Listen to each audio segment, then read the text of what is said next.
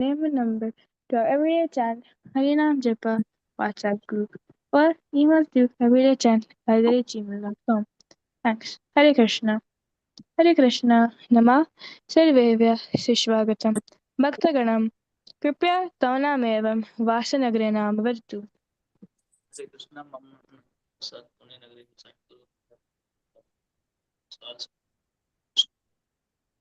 Hare Krishna. Guru Maharaj ki jai. Prabhupada ki jai. धन्यवाद प्रभु जी.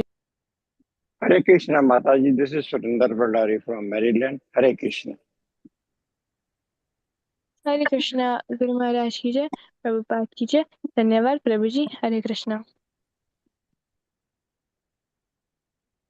Hare Krishna Mataji, this is Praveen Govindadas from Charlotte. Hare Krishna Prabhu ji. Guru Maharaj ki jai. Prabhupada ki jai. धन्यवाद प्रभु जी. Hare Krishna. Hare Krishna, Sumati Mataji and Harshita Mataji and all the summer devotees. Dandavat Pranam. Mama Nama Shamarasika Devidasi. Germantown Nagare Vasami. Hare Krishna Mataji. Guru Maharaj ki jai. Prabhupada ki jai. धन्यवाद Mataji. Hare Krishna. Hare Krishna Mataji, Mama Nam Haladar Das, Aham Streamwood Nagare Vasami, Prabhupada ki jai, Guru Maharaj ki jai. My humble obeisance to all the devotees on the phone call. Hare Krishna.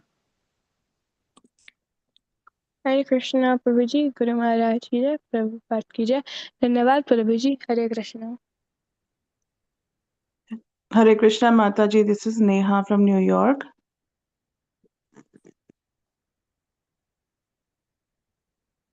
Hare Krishna Mataji. Guru Maharaj ki jai. Prabhupada ki jai. धन्यवाद Mataji. Hare Krishna.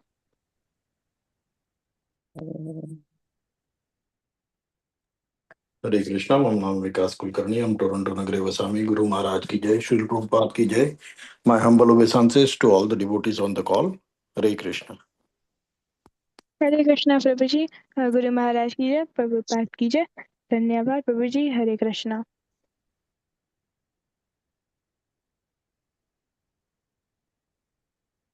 Hare Krishna, Sumati Mataji. Sharanagata Mataji will not be able to join the class. So please give in charge to Haladar Prabhu and Vikas Prabhu. They will lead the class. Hare Krishna. Okay, Mataji. Hare Krishna. Hare Krishna. Would anybody else like to announce their names? Hare Krishna. Hare Krishna. Today we are reading chapter 18, the conclusion, the perfection of pronunciation, text number 56. Hare Krishna, Haladar Prabhuji and Vikas Prabhuji. And please take over the call now. Hare Krishna. Hare Krishna Mataji, Dhanyavad. Because Prabhu, you want to lead us, Prabhu? You want me to do Mangalacharan and then you lead us? As you wish, Prabhu. And yes, of course, we begin with Mangalacharan prayers. So, yeah, please go ahead with the recitation of the Mangalacharan prayers for all of us. Okay. Hare Krishna devotees, please accept my humble obeisances. All Mangalacharan. Om Ajnantimirandasya Jnananjana Shalakaya Chakshur Unmilitam Yena Tasmai Shri Guruve Namaha. Shri Chaitanya Manobhistam Stapitam Yena Bhutale Swayam Rupa Kadamayam Dadati Swapadantikam Vandeham Shri Guru Shri Utpadakamalam Shri Gurun Vaishnavamsya Shri Rupam Sagarjatam Sagan Raghunathan Vintam Tam Sajivam Sadvaitam Savadutam Paridana Sahitam Krishna Chaitanya Devam Shri Radha Krishna Padan Sagan Lalita Shri Visakan Vitamsya He Krishna Karuna Sindho Dinabandho Jagatpate Gopesha Gopika Kanta Radha Kanta Namostate Tapta Kanchana Gaurangi Radhe Vrindavaneshwari Vrishabhanu Sute Devi Pranamami Hari Priye वाञ्छाकल्पतरुभ्यश्च कृपासिन्धुभ्य एव च पतितानां पावनेभ्यो वैष्णवेभ्यो नमो नमः। जय श्री कृष्ण चैतन्य प्रभु नित्यानंद, श्री अद्वैत गदाधर श्रीवासादि गौर भक्त वृंद। Please everybody join for Hare Krishna mantra. Hare Krishna, Hare Krishna, Krishna Krishna Krishna, Krishna Hare Hare Hare, Hare Hare Ram, Hare Hare Rama Ram, Hare Ram Ram, Rama Hare Rama Hare.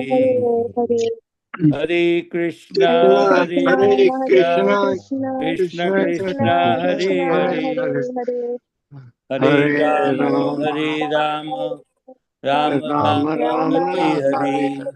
Hare Hare Hare Krishna, Hare Krishna, Hare Krishna, Hare Krishna, Krishna Krishna, Krishna Krishna, Krishna, Krishna Hare Hare, Hare Krishna, Hare, Hare Hare, Hare Hare Ram, Rama, Hare Hare Ram, Rama, Ram Rama Ram, Rama, Hare Hare Hare. Narayanam namaskrityam naram chaiva narottamam Devim Saraswatim Vyasam Tato Jayam Udirayet Nastapраишва Bhadreshu Nityam Bhagavata Sevaya Bhagavati Uttama Sloke Bhaktir Bhavati Naistaki. Hare Nama Hare Nama Hare Nama Eva Kevalam Halo Nasteva Nasteva Nasteva Gatiranyata. Hare Krishna. Go ahead, Prabhu. Hare Krishna. Uh,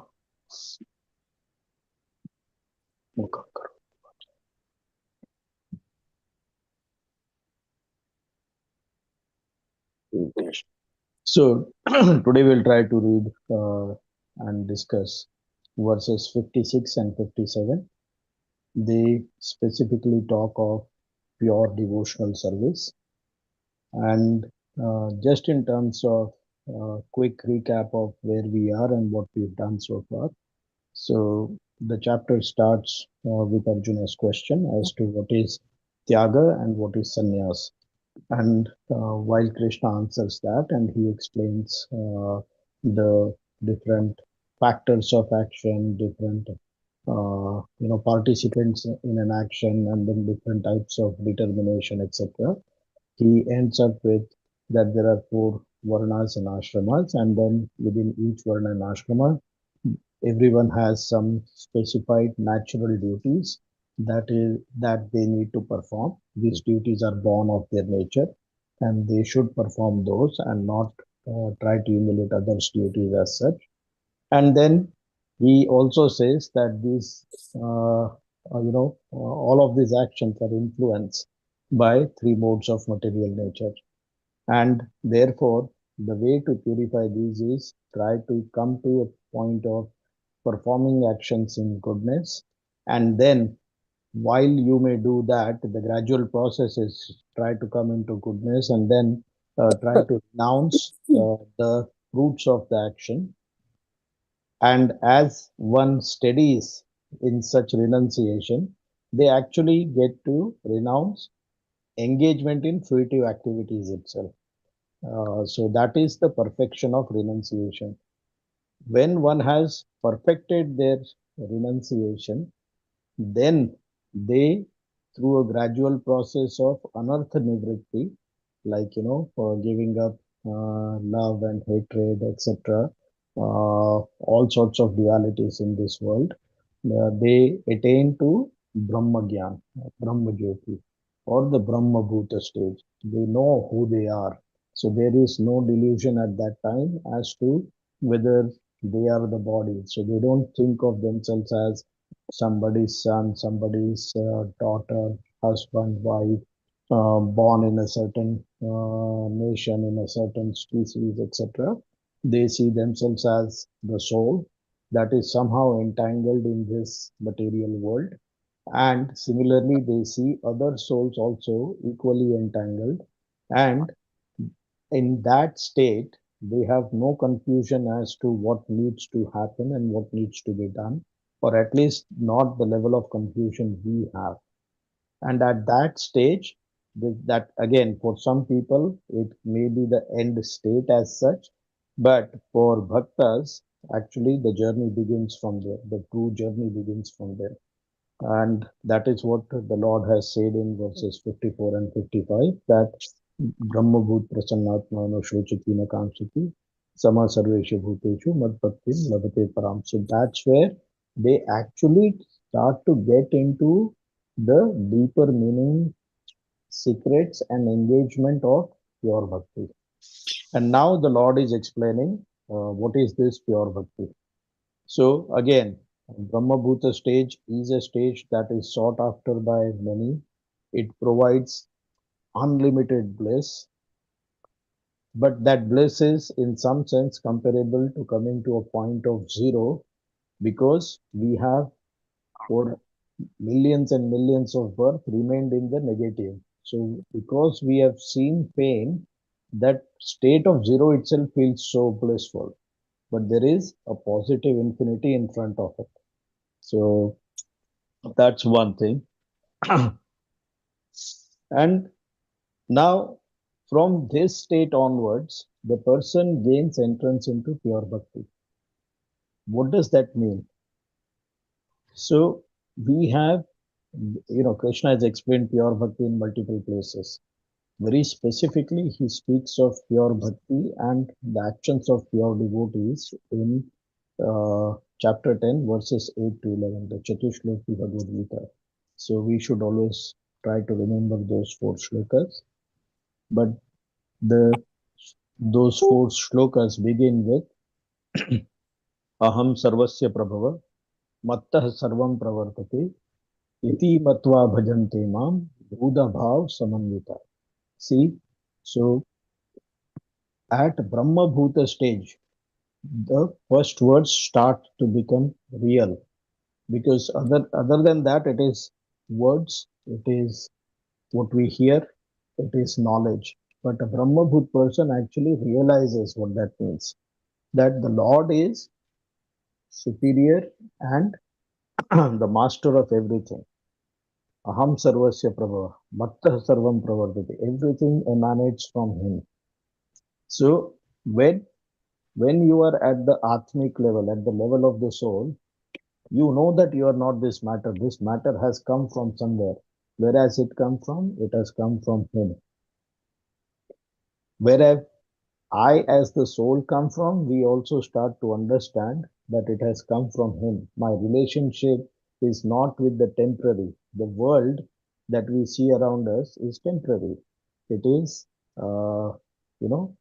basically just an amalgamation of different atoms of different sizes, different shapes, different forms, different names, different characteristics. And they come together, they dissipate. Then again they come together, form another shape, and then again they dissipate. It's like the foam that forms on the shore of the ocean, and with every wave, a new form, a new structure is created, a new pattern is created, and then it is destroyed with the next wave. Or even with the same wave, when it is going back into the ocean, it gets destroyed. And again, it keeps going on. And now the soul actually understands what this means. Aham sarvasya prabha matta sarvam pravartate iti matva bhajante mam. Now knowing this, because they know that everything else is temporary and their own soul's nature is eternal, the interest is not there in now serving and engaging with the temporary. This interest now for the soul is to see what else is eternal. So they can see that this creation is eternal, it keeps going through. The energy through which this creation manifests is eternal. The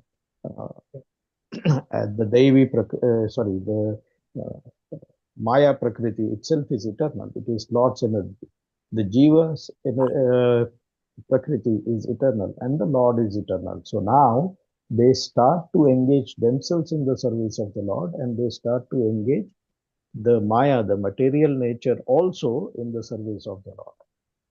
Iti matva bhajante mam buddha bhava samanvita, with complete concentration, dedication, with no doubt, they engage in such service. So what happens then? Matchittah vatagatah prana bodhayantascha parasparam. So at that time, what is the activity they get engaged into? They are first fully conscious of the Lord. Their souls are completely devoted to the Lord, because now the soul actually fully understands, when Prabhupada has hundreds of times given this example, that the function of the finger is to serve the body, function of the stomach is to serve the body, function of every organ is to serve the body. Similarly, because we are parts and parcels of the Lord, we are supposed to serve Him. So now their soul, their very existence is devoted to the Lord. Bodhayantascha parasparam. And now, having realized this, they only want to talk of it. They only want to speak of the Lord. They only want to talk of how beautiful this creation is, how wonderful everything is. Kathayantascha mam nityam tushyanti cha ramanti cha. They only want to narrate his stories, only want to talk about his pastimes. And in doing so, tushyanti, they become satisfied, fully satisfied, like drenched in it. And ramanti, they get completely absorbed and engaged in it. So these are the kind of activities of pure devotees. The other two shlokas are much more deeper, and we will not get there. Just try to understand that at the start of devotional service, this getting up to verses 8 and 9 itself is very significant. So let's take a pause on going into the Chatushloki Bhagavad Gita further. So, but do bear in mind at the state of mind at which a Brahma Bhuta person has reached, by remembering verses 8 and 9 and what we just talked about. So now this particular verse 56, we will come to that. So before we begin with the discussion on verse 56, Haladhar Das Prabhu, do you want to guide us through the recitation of the verse? And then maybe one of the devotees can do the word for word translation, another can read the translation, and another can read the purport. Okay, Hare Krishna Prabhu, Dhanyavad. So we go into 18.56.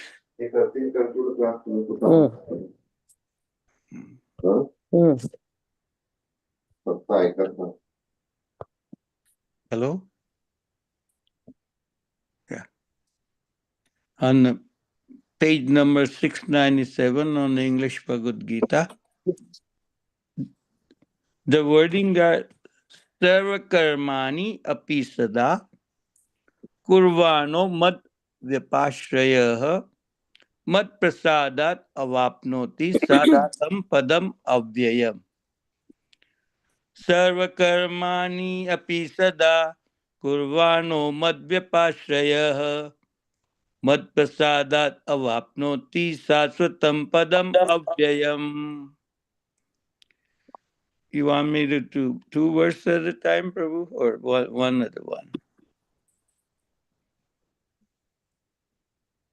Let's do one. We'll read and then we'll go to verse 57. Okay. All right. Thank you, Prabhu. Hare Krishna. So other devotees, if you want to try reciting the words, please go ahead.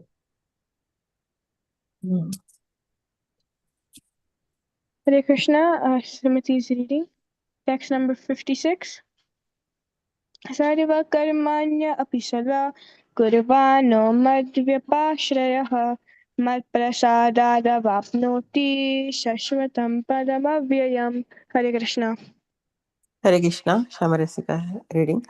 Sarvakarmaణ్యపి sada kurvano madavyapashrayah matprasadadavanokti shashvatam padam vayam. Hare Krishna.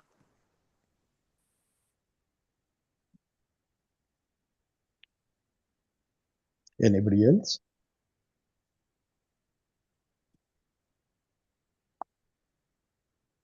Okay. सर्वकर्माण्यपि सदा कुर्वाणो मद्व्यपाश्रयः मत्प्रसादात् अवाप्नोति शाश्वतं पदम् अव्ययम्. Hare Krishna. So please take, turn by turn, read the word for word, the translation and purport.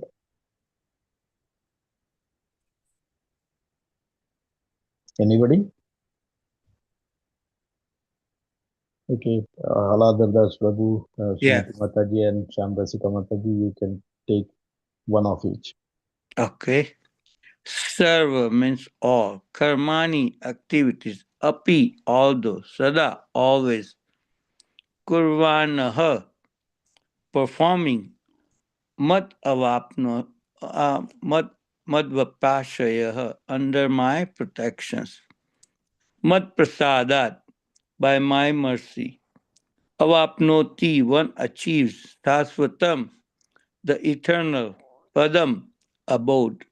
Avyayam, imperishable. Somebody read the translation and purport, please. Hare Krishna. Translation by Srila Prabhupada. Srila Prabhupada ki jai. Though engaged in all kinds of activities, my pure devotee, under my protection, reaches the eternal and imperishable abode by my grace. Hare Krishna. Harshita Mataji, please go ahead. Hare Krishna.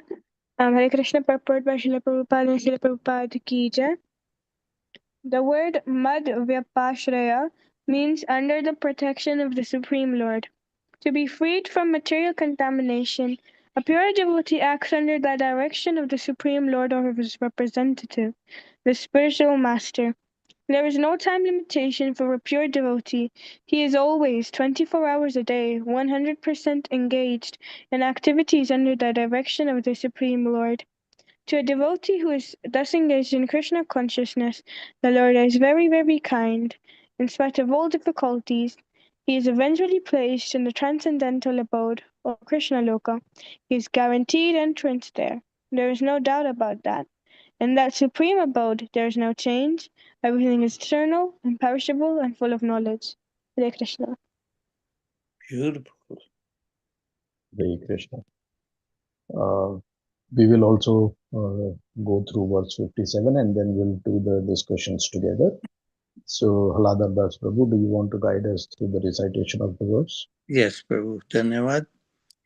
To text 57, the words are like Chetasa Sarva Karmani Mai Sanyasya Matparaha Buddhi Yogam Brapashrayasitya Buddhi Yogam Upashritya Machittaha Satatam Bhava Chetasa Sarva Karmani Mai Sanyasya Matparaha Buddhi Yogam Upashritya Machittaha Satatam Bhava. Try it, please.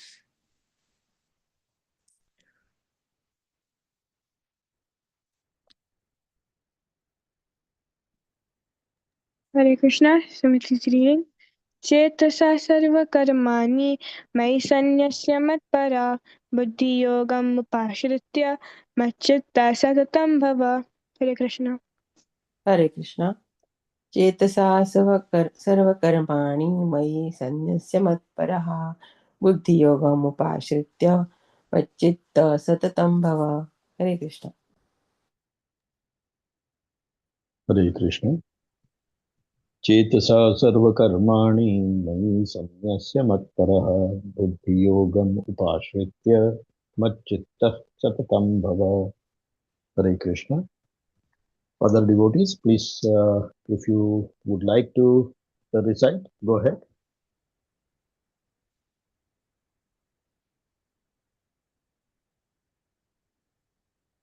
Okay. So the purport is a bit long. So Haladar Das Prabhu, if you want to do word for word and the translation of the words, and then Srimati Mataji and Shamrasika Mataji, maybe between you two, you can read the purport. The word by word. Chetasa, by intelligence. Sarva karmani, all kind of activities, mai, unto me, sannyasya, giving up, matpara, under my protections, buddhi yogam, devotional activities, upashritya, taking shelter of, matchittaha, in consciousness of me, satatam, 24 hours a day, bhava, just become. Hare Krishna. Please read the translation and purport. Thank you.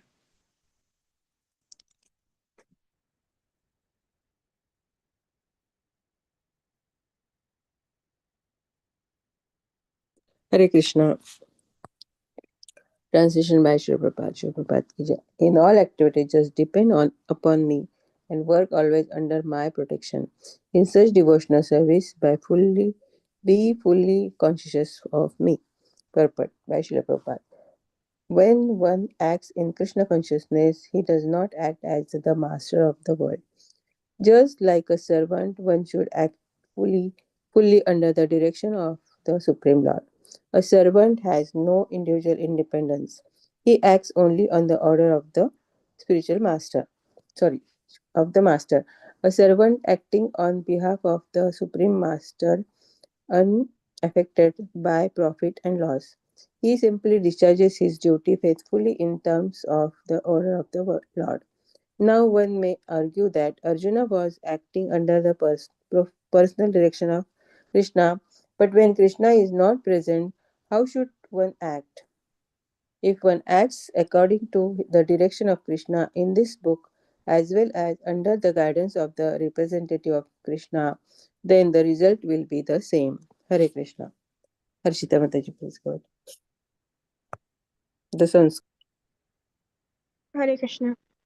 Mataji, should I continue or do you want to read? Please go ahead, Mataji. You can continue. Yes, Mataji. The Sanskrit word matpara is very important in this verse. It indicates that one has no goal in life save except acting in Krishna consciousness just to satisfy Krishna. And while working in that way, one should think of Krishna only. I have been appointed to discharge this particular duty by Krishna. While acting in such a way, one naturally has to think of Krishna. Hare Krishna. Would anybody else like to read?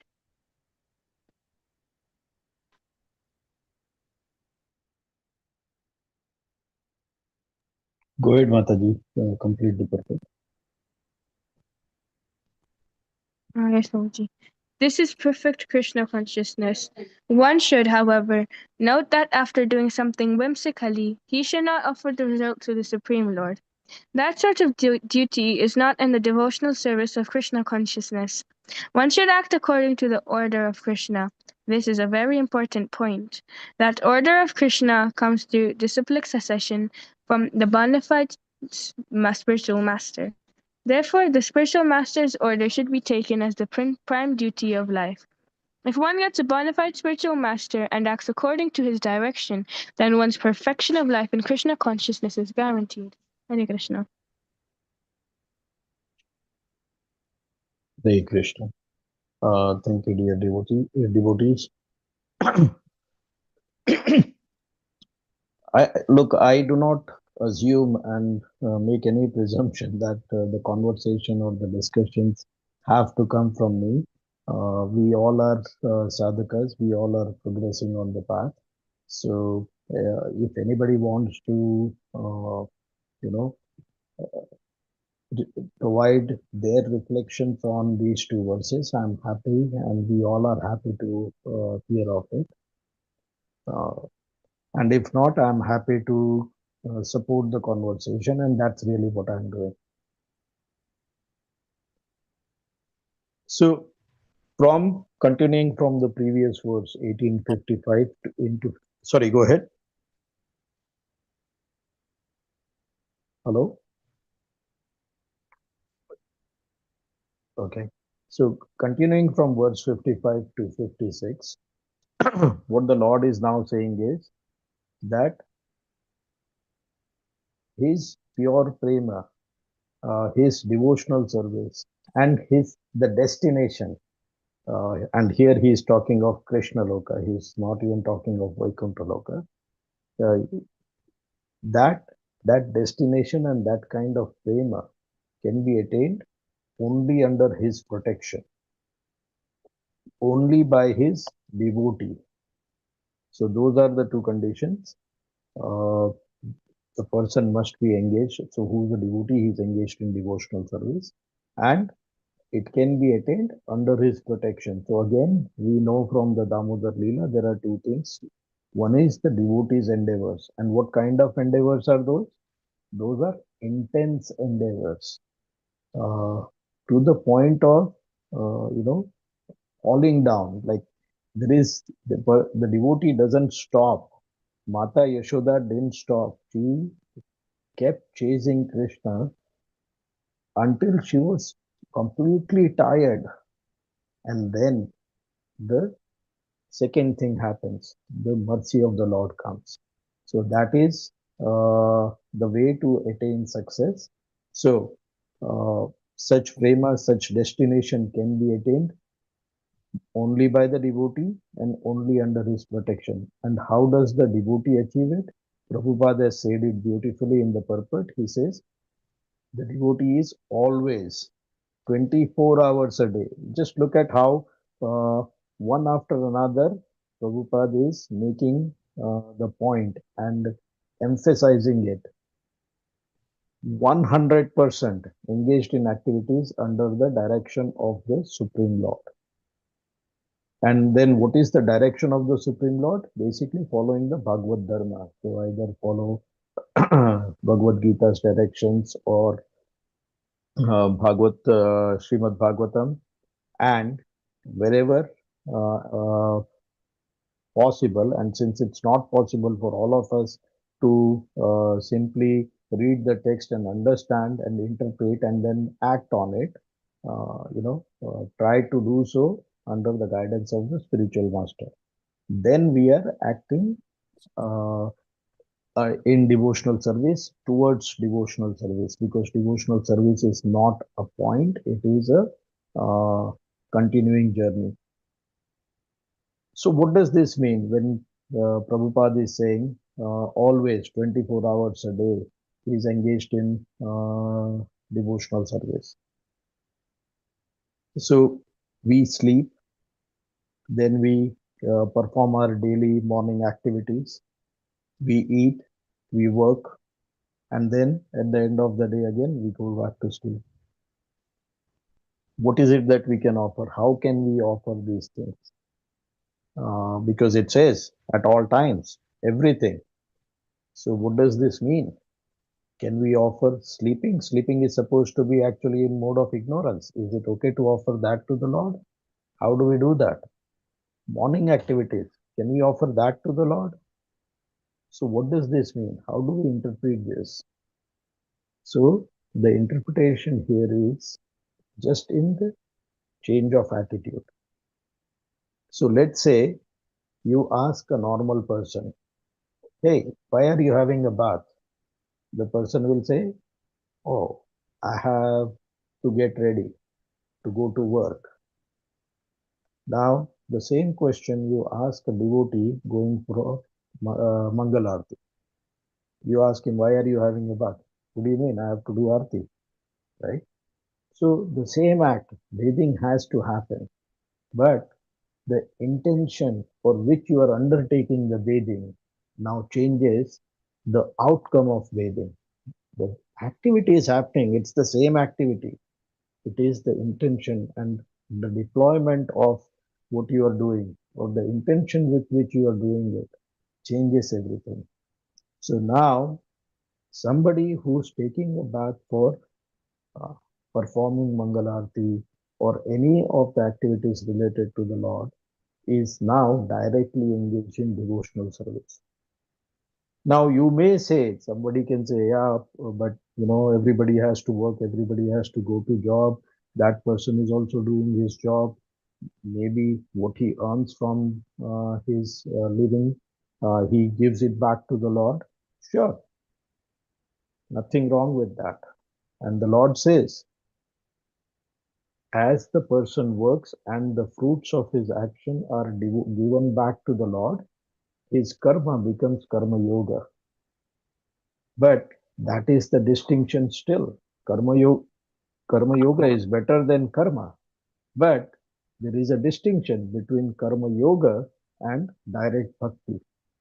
And we are now at a stage where we are only talking of direct bhakti, pure bhakti.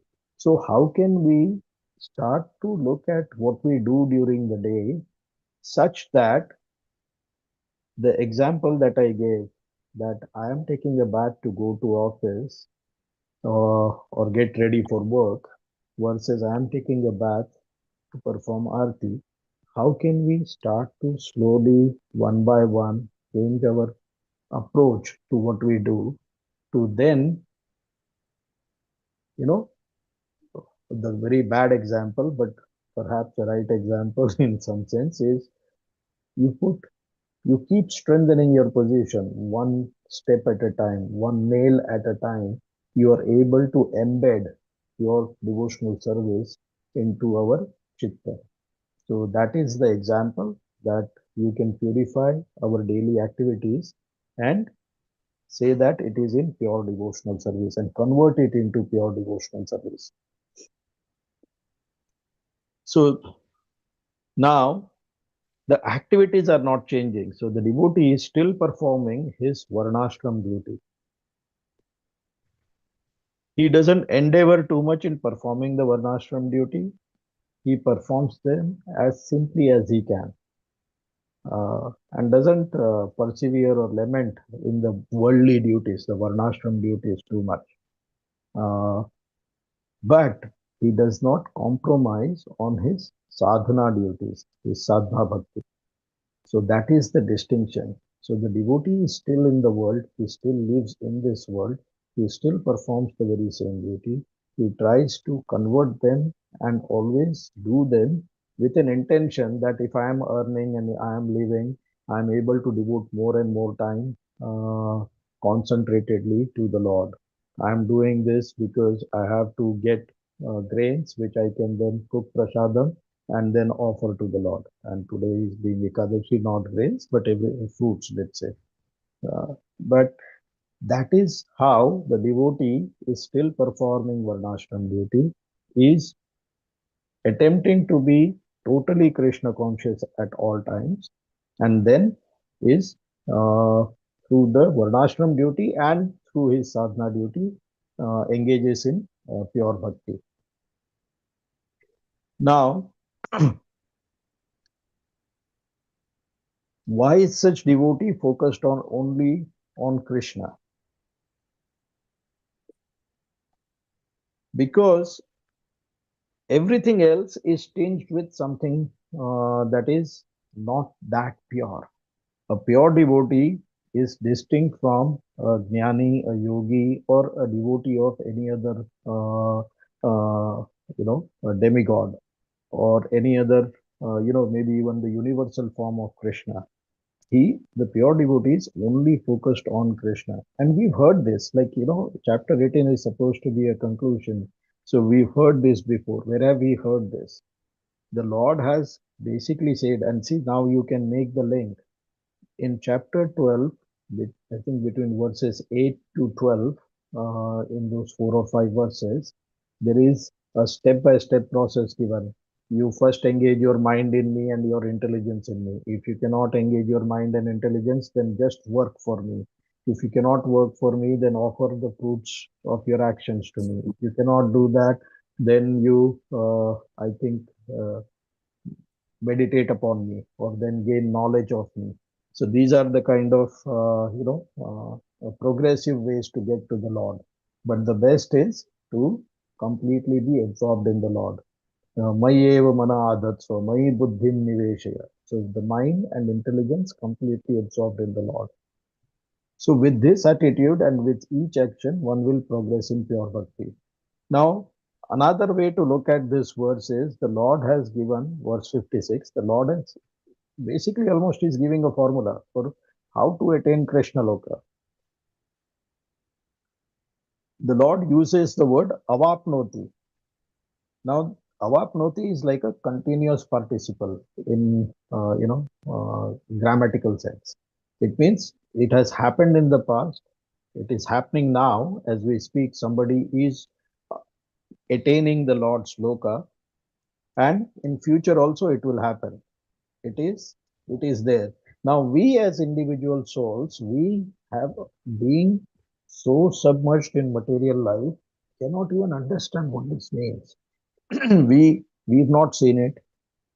We don't remember if it has happened to us in the past long ago, because you know it's basically like we were always part of the Lord. At some point, this desire to be in this universe came into our mind, and just like uh, because it's not our position to enjoy, the Lord has created this virtual reality of this body, and through the body for us to enjoy. So similarly, like in any software game, the player cannot really play in that uh, non-existent world. So there is a software, and then there is a hardware, and then the player through the software and the hardware engages in that video game.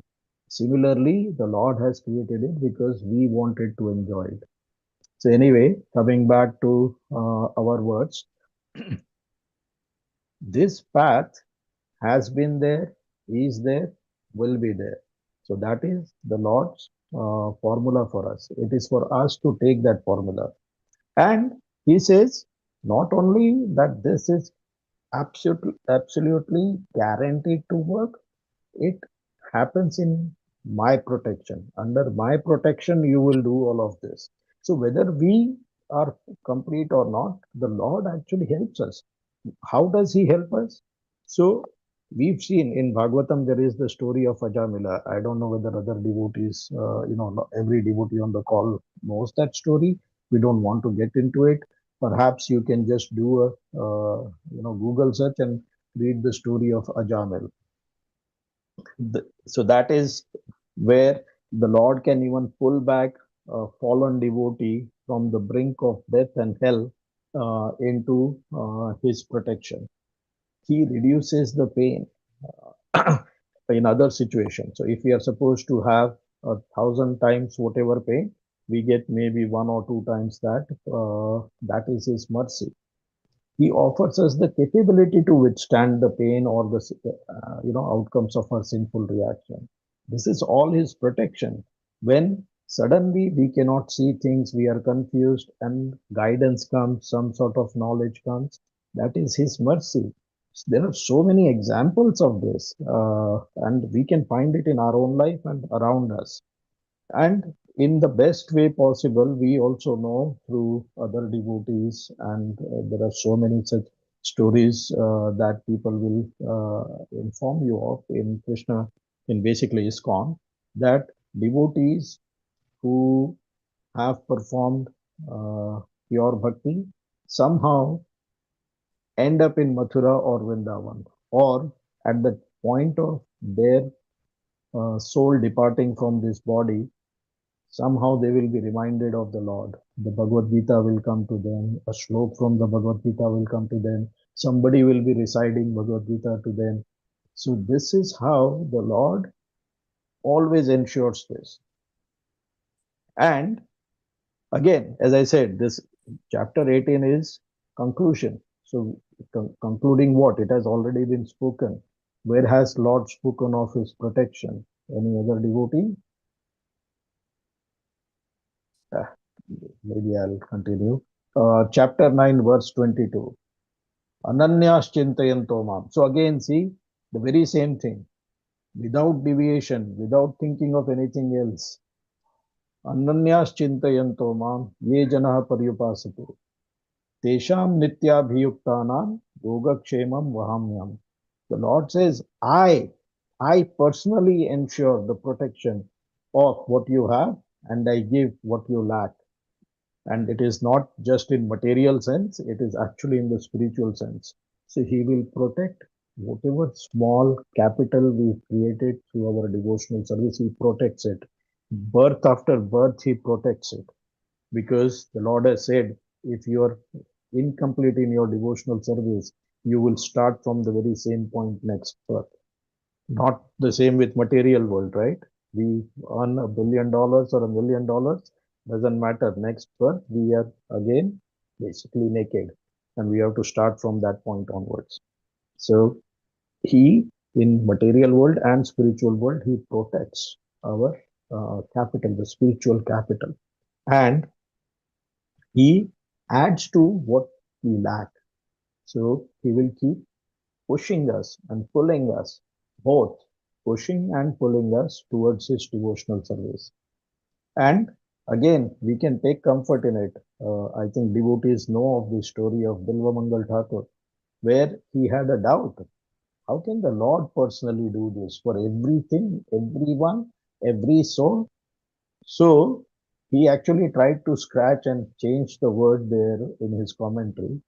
And the story is, the narration is that Krishna and Balram actually go to his house and demonstrate that, creating doubts is like scratching or putting whip marks on the bodies of Krishna and Balram.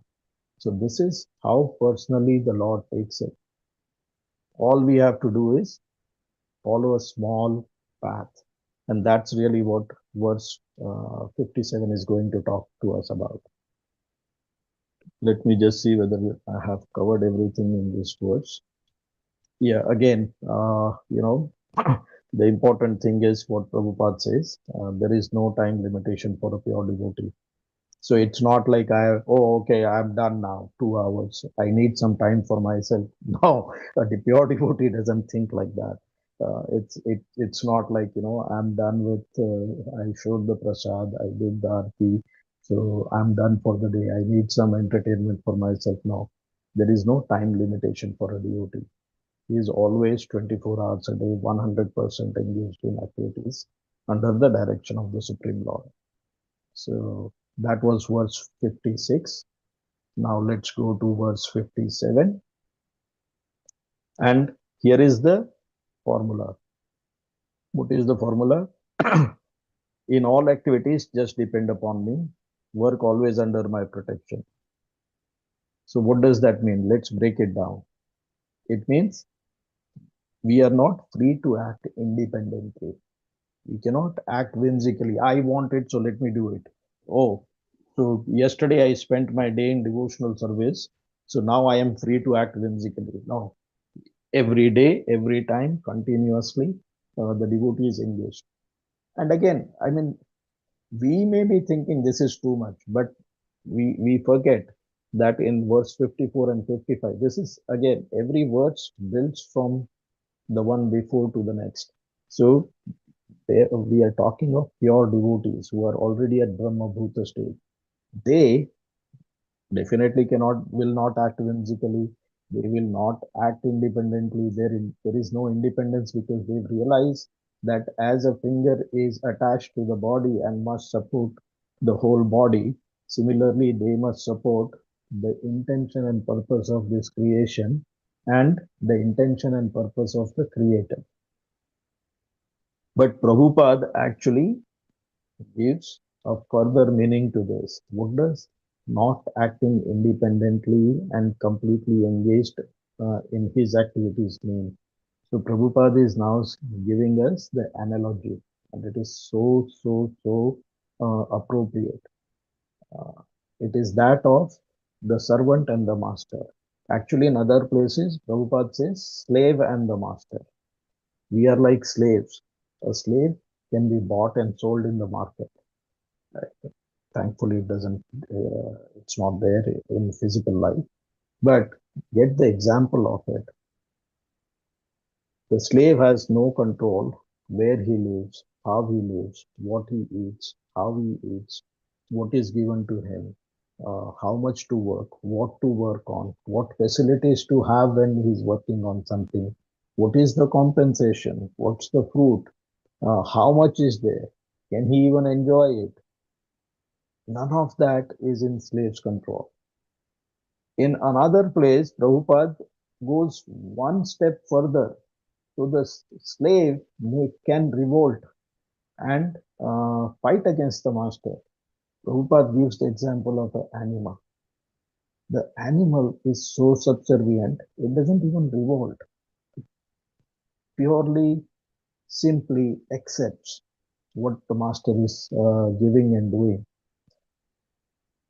Now, that is the level of consciousness we need to develop. Now,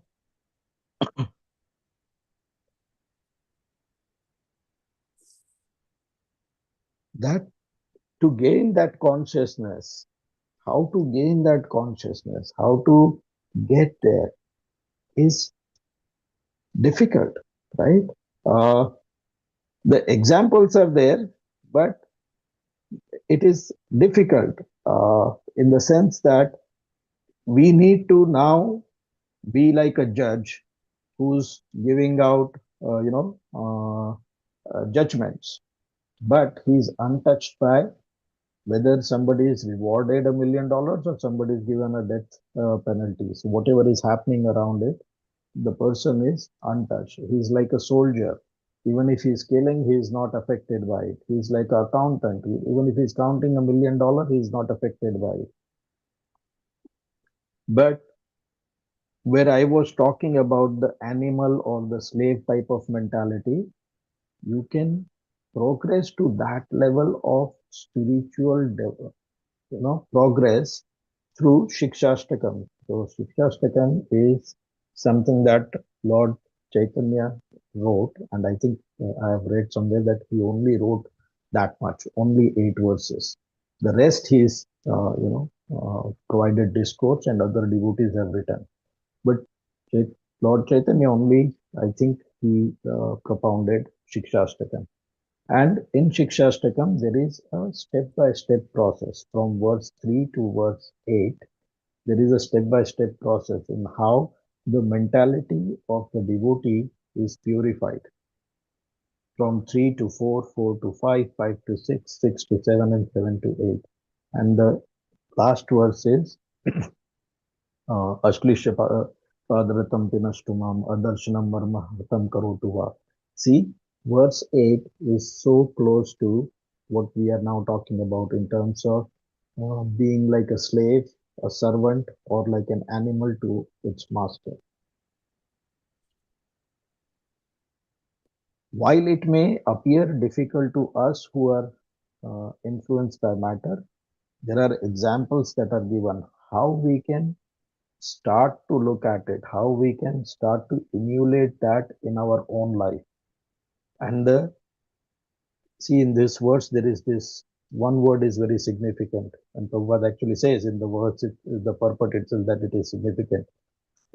Matpara devotees. But this word Matpara devotee has been explained in great detail in verse 61 of chapter 2. So if you go to chapter 2, verse 61, Prabhupada has described what Matpara devotee actually means. And there he gives the example of Ambarish Maharaj.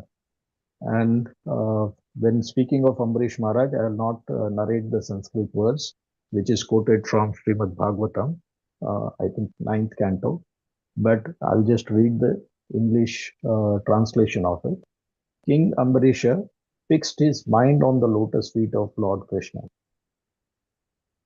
So that is about the mind. Engaged his words in describing the abode of the Lord. So he's only speaking of the Lord and his abode. His hands in cleansing the temple of the Lord. His ears in hearing the pastimes of the Lord. Now you can even hear in this, Tushyanti cha ramanti cha, right? Kathayantascha mam nityam. Bodhayantascha parasparam. See, you can see all of this in the different verses of Bhagavad Gita, in the activities of a pure devotee, and how we can take. We may not be able to take, or we may not be able to right away on day one apply every single thing, but we can take one of this. The example I gave in verse 56 is just the act of taking bath and say that I am undertaking this bath and purificatory activities in the morning because I want to be in a pure state when I am serving the Lord. And that is an act of pure devotional service. So similarly, when we read about Ambarish Maharaj and his daily activities, that his eyes in seeing the form of the Lord, that itself, if you are engaging your eyes when you are looking at the Lord, if you do it with no other thought, you are engaged in pure devotional service.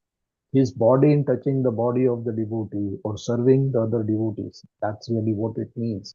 His nostrils in smelling the flavor of the flowers offered to the lotus feet of the Lord, the tongue in tasting the tulsi leaves offered to him. He uses his legs to travel to the holy places and where his temple is situated. So you can now start to see that while the most elevated devotees can be and are at the state of the animal, the slave, or the servant, we are not there, but how we can get there. So this is that progressive path. And this path has two very simple things. Do everything and offer whatever you get from that to Krishna. And second, depend on his mercy. These are the only two things. They're in that sense simple, but not easy. And why it is not easy? Because our mind acts as our enemy in this. It is our past experiences, influences, tendencies that we've developed that come in the way. So we need to break through it. Again, the activity of bathing can be directly related to Aarti. So it is easy to say, yeah, okay, I am offering that to Krishna. But how about the rest of the day? How can we offer what we do throughout the day to Krishna? And Prabhupada has actually answered that question also. So in the purport, he is saying, let me just quickly get to that place. Yeah, he simply discharges his duty faithfully in terms of the order of the Lord. And then Prabhupada goes about saying, now one may argue that Arjuna was acting under the personal direction of Krishna, but Krishna is not present. How should one act? If one acts according to the direction of Krishna in this book, as well as under the guidance of the representative of Krishna, then the result will be the same. Then Prabhupada is explaining the Matpara devotees. Now, the next 2-3 sentences are very important because this is where we can take a proportion in it. So you may not have a spiritual master, you may have questions as to how to work for Krishna, etc. But here it says, the Matpara word and the actions of Matpara devotees it indicates that one has no goal in life save and except acting in Krishna consciousness, just to satisfy Krishna. And while working in that way, one should think of Krishna only. I have been appointed to discharge this particular duty by Krishna. Now, this is very simple, right? All of us can do this. No matter whether we are accountant, doctor, driver, engineer, doesn't matter what kind of profession we have, doesn't matter what status of life we are in, doesn't matter what our circumstances are. It just doesn't matter. He is the director of this drama. He has appointed me to carry out this role, and I'm going to carry out this role in the best perfection that is possible for me. That attitude will put you in pure devotional service right away. The best example I can think of in that sense is of Vritrasura. So again, we don't have time to go into the story of Vritrasura. But if, since it's a story, everyone, it's interesting, it is easy, and it is illuminating when you read these stories. So perhaps after this call, some of you may want to read the story. Vritrasura was basically a fallen soul. Then, after his death, he's shown what is happening in the material world and what he was lamenting for, etc. And then he comes out of this, he gets to that Brahma Bhuta state, and then he gets into uh, devotional service. Then again, in his the other portion of life, he's cursed to become a asura. But as an asura, he's aware that he's been put into the position as an asura. So he acts to the best of his ability as an asura, even though he is devotee, even though his thoughts are pure.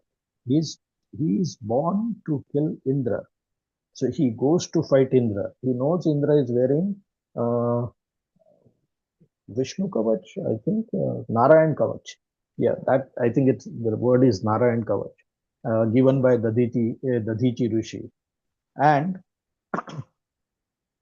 he knows Indra cannot be killed because Indra is under the Lord's protection. The Lord's intention is that Indra should win. But he also knows the Lord's intention is that I have to fight Indra. So I will fight the best fight I can give. That is the kind of thing. So again, I mean, we don't have to become asuras. We have to follow the thinking of asura, that even if you are in the worst possible position, you will act in the best way possible in that situation. I have been appointed to discharge this particular duty by Krishna, and therefore I will perform this duty to the best of my ability, is now converting whatever duty we do in Krishna consciousness. Now, again, this is not a free license, and we should not interpret to the nowadays people, start to ask any questions. So I'm going to quell it. It doesn't mean that, any of the criminal acts are sanctioned by this and say that, oh, okay, I am born and I am in this situation, therefore I'm going to do this. No, it's not a license like that. But generally, those who are progressing sadhakas can understand how to interpret and how to apply this principle that I have been appointed to discharge this particular duty by Krishna, and therefore I am going to perform this duty to the best of my ability and convert it into devotional service. So if we convert similarly all our actions into devotional service, our progress is easy. So in summary, what is the action we need to do? Do and offer everything to Krishna and depend on Him. And the outcome? Complete protection from the Lord and guarantee of Krishna Loka. So it may not be directly achieved, perceivable. As I said, we may not even believe fully in it, but we should have faith in it because it has happened, it is happening, it will happen. But there is a takeaway here for all of us. Can we do at least one thing every day dedicatedly for Krishna? So we've spent 40 minutes, 50 minutes on this call, reading the verses, the translation, the purport, and then I have spoken for pretty much most of that time. But the takeaway for all of us is I have invested this much time. So what can I get here? So what you can get is think about, contemplate, and decide what is it that I can do on a daily basis. At least one thing that without fail I will do only for Krishna. If we all can get away and with that one activity that we can promise ourselves, you don't have to promise to anybody else. It's a promise you have to keep to yourself. If we can do that for ourselves, even that one action itself is sufficient enough when performed with total faith and complete dedication to have Krishna think of us when we are going to leave our bodies. And with that, I'll stop here. Hare Krishna.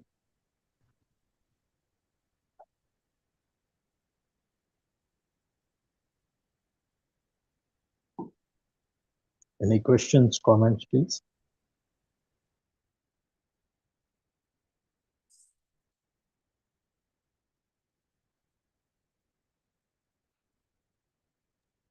Anybody? Compare Hare Krishna Prabhu, compared to this here, Lord indicating that you do duty and serving the society, right? And that's for the Krishna consciousness, that totally you serving.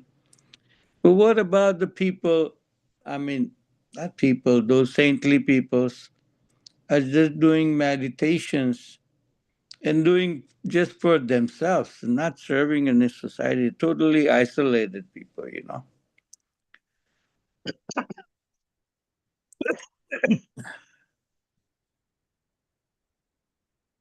And So I mean, I don't mean to comparison, you know. But some are rishis and saintly people are just totally isolated from the society, and they being so saintly and spiritual and not serving society at all, or no benefit to society from that. Or some people only wants to do Hare Krishna mantras, totally isolated, you know. so many different thoughts are coming to my mind, Prabhu. Very deep question, actually. Yeah. But, I'll start with the last point you made, chanting of Hare Krishna mantra. So there is actually a lot of discussion in ISKCON amongst previous acharyas around this. And, our Vedic texts used to say that mantra chanting should be done alone and in silence. The word should be only audible to ourselves. And then from Chaitanya Mahaprabhu's stage, he actually changed it. So while the speed of and the effectiveness of the mantra is stronger when it is only repeated and chanted to oneself, the benefits of chanting loudly and in a Sankirtan way is manifold, and therefore it is superior to chanting slowly. This is actually Chaitanya Mahaprabhu saying so. And the reason is when you are chanting loudly, we are allowing even the insects and animals and plants and other living beings around us to hear of it. They may not be conscious, they may not understand what they are hearing, but they are getting benefited. Just imagine, I mean, this whole world, even at this moment, is trillions and trillions of jivas, and each one having its own path and billions and billions of birth. At some point, this action of ours for those who are around us, who have absorbed that word, that vibration, will benefit from it. So that's the answer there. Now, coming back to your question, Prabhu, that some people go to secluded places. I am now answering personally because I don't have scriptural basis to support what I am saying. So I want to be very clear there. But I think, for a person who is trying to become perfect and is trying to remove and reduce the distractions because he is not sure of his own abilities to not get distracted and not fall down, to each his own.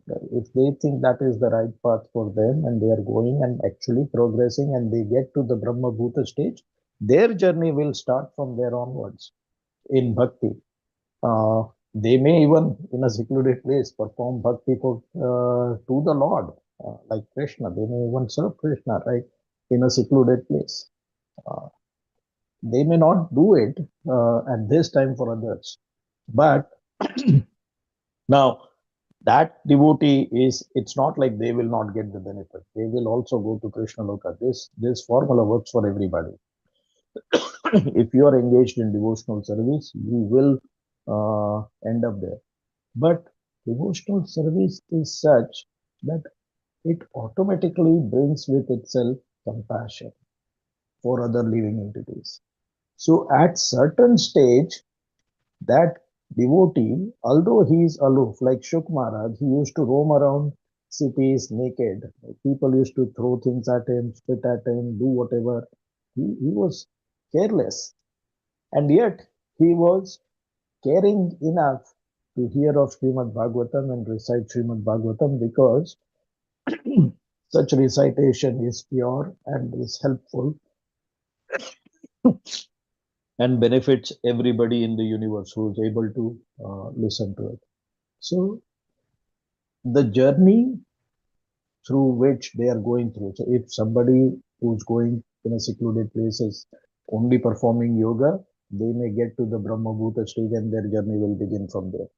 If they are doing service to other demigods, then they will go to that demigod's planet and that demigod will direct them and their journey will begin from there.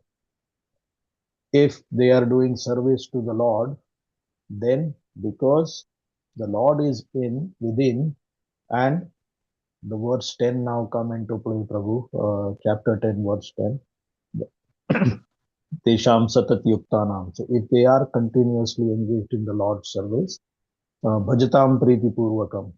If they are lovingly serving the Lord, dadami bhakti yogam tam yenamam upayanti. So he gives buddhi yoga. But at that time, because the Lord is imparting knowledge, the Lord will give him knowledge of how to even live amongst the thousands of wild creatures, living beings, plants, insects around him, let alone animals, humans, right? So it's part of that journey itself that they cannot remain and think only. Selfishness goes away, Prabhu. The pure devotional service cannot have selfishness in it. So even if the start is selfish in the sense that I don't want to get distracted, at some point they will come back. Even if such a devotee is unable to get to the Lord's destination, Krishna Loka, but because of pure activities, they get elevated to higher planets. Prabhupada has somewhere in Bhagavad Gita said that,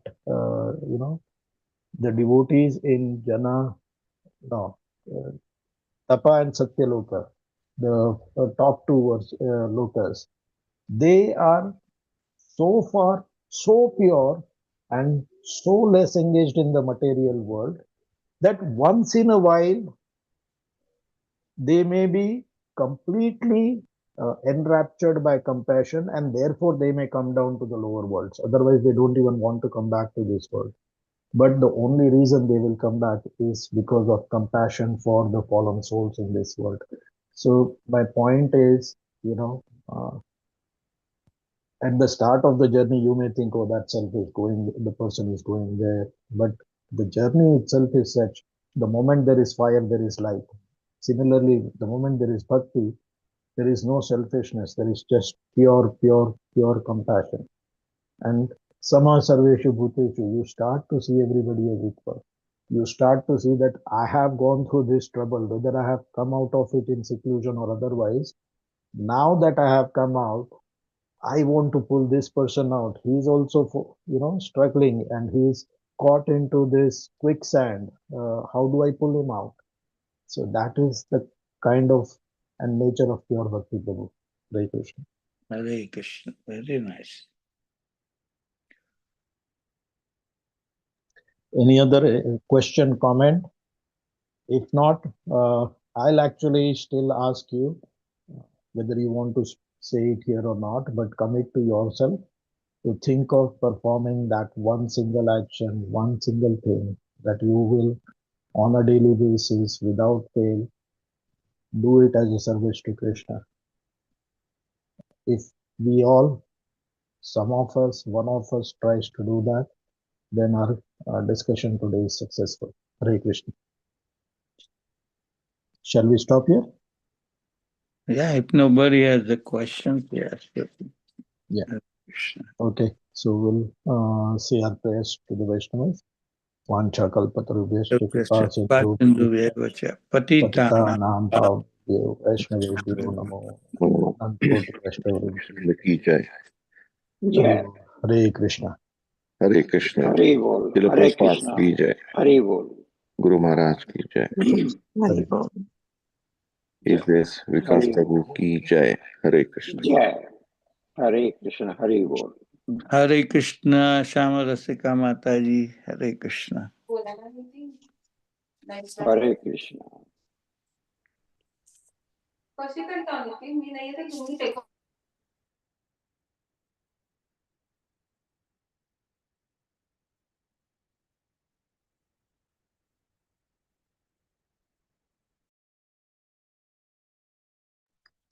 Hare Krishna. Thank you for wonderful class, Prabhuji. Hare Krishna.